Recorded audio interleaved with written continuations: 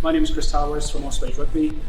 We've spoken before about our Matchday bag and how we set that up for game day and the products that we typically carry in the bag. Today we're going to talk a little bit more about specifically the products that we use typically during a game to manage simple blood injuries. Obviously anything more complex or serious where it's not safe for a player to continue will be managed in the medical room.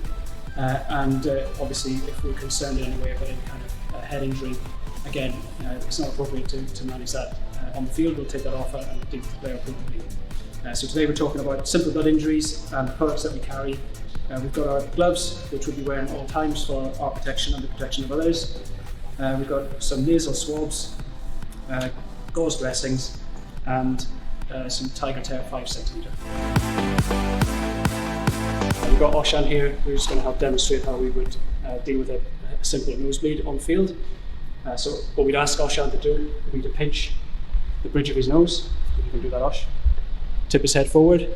This will help to control the bleeding while we get our equipment ready. Like I said, we've got gloves on. In this instance, we'll choose our nasal swab, select the nostril that we want, so left side or right side, and then, Osh, you can come up. We'll just gently insert the swab. That will help to plug and stop the bleeding. And then we'll use our gauze swabs to help clean up any excess blood, and that should allow Oshan to continue and get back into the game. We can repeat this if we need to, but typically that will clot up and we'll be able to remove that, and he'll carry on without any problems. Okay, the next thing that we can typically be faced with on the field will be a small laceration to the head or scalp. Even when these are minor, they can bleed quite a lot. So we generally have to do something to help manage and control that to allow the player to continue. Like I said, anything more serious leaves the field for proper assessment. So we'll assume that Oshan has got a laceration above the left eyebrow. First thing first, we'll apply a swab. Osh, can you apply some pressure? Again, while we get the rest of our kit ready. We'll use our Tiger Tear 5cm.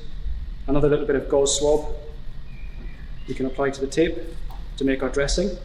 Osh, off you go. And then we cover the area, apply the tape. You can leave the ears in or out.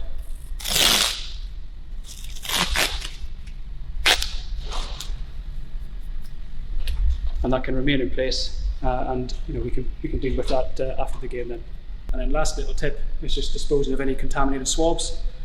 It's always useful to double glove and grab the swab in our hand and dispose of it inside our gloves, and they can be stored and disposed of safely after the game then.